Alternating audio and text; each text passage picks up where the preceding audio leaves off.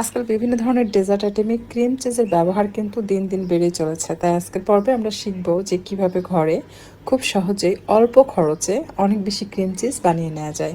বাইরে যখন এটা কিনতে যাবেন দেখবেন এতটাই প্রাইস, যে প্রাইস দেখলে আর কিনতে ইচ্ছে করে না। তাই খুব সহজেই কিভাবে ঘরে ক্রিম চিজ তৈরি করে নেওয়া যায় সেই রেসিপি আজকে আমরা শিখব।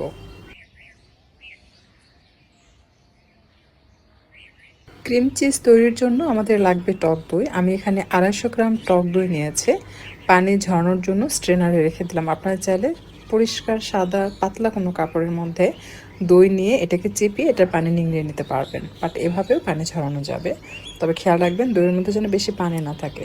2 লিটার দুধের ছানা দিয়ে আজকে আমি আপনাদেরকে ক্রিম চিজ তৈরি করে দেখাচ্ছি, আর এর জন্য টক দই লাগবে 250 গ্রামের মতো।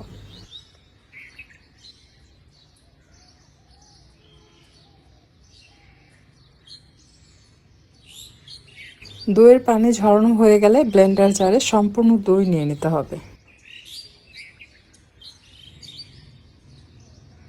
আর এর মাঝে দুধে বলক চলে আসছে। এই পর্যায়ে চুলা বন্ধ করে অ্যাড করে দিচ্ছি লেবু পানি। আমি 3টি লেবু চিপে নিয়েছি, তার মধ্যে একটু পানি মিক্স করেছি। সম্পূর্ণ মিশ্রণ দিয়ে হালকা হাতে এটাকে মিক্স করে নিতে হবে। বেশ কিছুক্ষণ মিক্স করার পরে দেখবেন ছানা আলাদা হয়ে যাবে।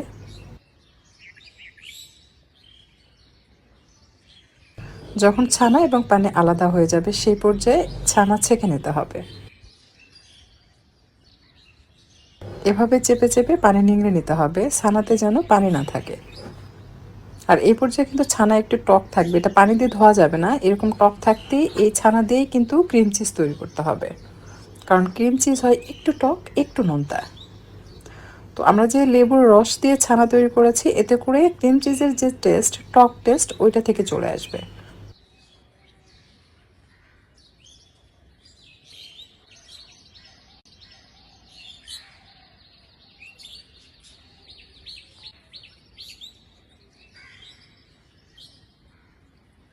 ছানা কিন্তু ঠান্ডা করে অ্যাড করতে হবে। এরপর দিতে হবে স্বাদ মতো লবণ আর সামান্য গুঁড়া দুধ। বেশি গুঁড়া দুধ দেওয়া যাবে না, তাহলে ক্রিম চিজের মধ্যে গুঁড়া দুধের স্বাদ পাওয়া যাবে। সামান্য পরিমাণ দিবেন, এতে করে স্বাদটা খুবই ভালো আসবে।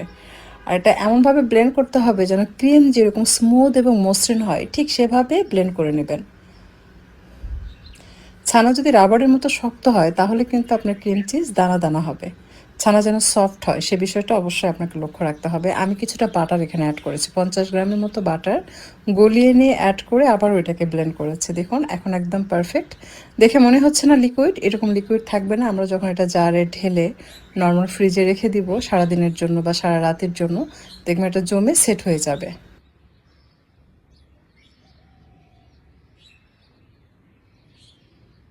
কাচের জারে আমি ক্রিম চিজ ঢেলে এটাকে নর্মাল ফ্রিজে সারা রাতের জন্য রেখে দিব।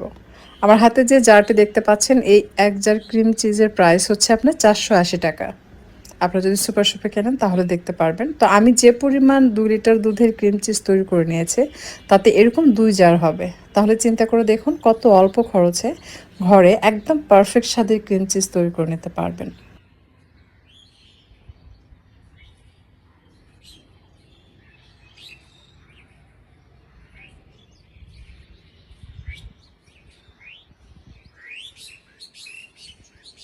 এখন আমি এই ক্রিম চিজগুলোকে নর্মাল ফ্রিজে রেখে দিব সারা রাতের জন্য। পরের দিন আমি ক্রিম চিজ ফ্রিজ থেকে বের করে আপনাদেরকে দেখিয়ে দিচ্ছি। এটা ফ্রিজে রাখার পর কিন্তু জমে সেট হয়ে যায়, আপনাদেরকে দেখালেই বুঝতে পারবেন। তো দেখুন বাটিতে এটা সেট হয়ে গেছে। এখান থেকে বাচ্চারা উঠিয়ে ব্রেড খেয়েছে সকালবেলা। তো এরপর আমি আপনাদেরকে এই জারটা খুলে দেখাচ্ছি যেটা কীরকম সেট হয়েছে।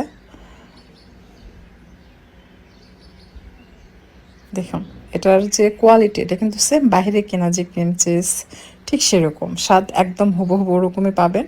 আশা করছি ভালো লাগবে। অবশ্যই আপনারা বাসায় ট্রাই করবেন। আর এইভাবে ঘরে ক্রিম চিজ তৈরি করে রেখে দিয়ে যে কোনো ডেজার্ট তৈরিতে যখন আপনাদের ক্রিম চিজের প্রয়োজন হবে, এই ক্রিম চিজটি বাসায় তৈরি করে আপনি কিন্তু সেই ডেজার্ট আইটেমটা তৈরি করে নিতে পারবেন।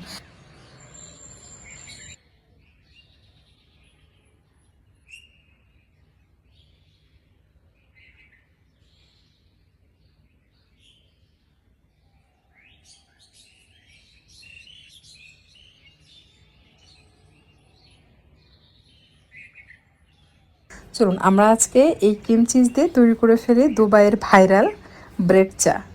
চমৎকার কিন্তু খেতে, আমি বেশ কয়েকবার বানিয়েছি এই কয়দিনে। আর এই চাটা অনেক বেশি মিষ্টি দিতে হয়, মানে কড়া মিষ্টি করে তৈরি করলে এই আইটেমটা খেতে খুবই ভালো লাগে। বাট চা যদি হালকা মিষ্টি হয় তাহলে আবার ততটা ভালো লাগে না। তো আমি যেভাবে ক্রিম চিজ তৈরি করে দেখিয়েছি খুব সহজ প্রসেস, আপনারা যদি সেম টু সেম এভাবে ফলো করেন খুব সুন্দর একদম বাইরের দোকানের মতোই পারফেক্ট স্বাদের ক্রিম চিজ ঘরে তৈরি করে নিতে পারবেন। এটা বেশি করে তৈরি করে নর্মাল ফ্রিজে রেখে দিতে পারবেন।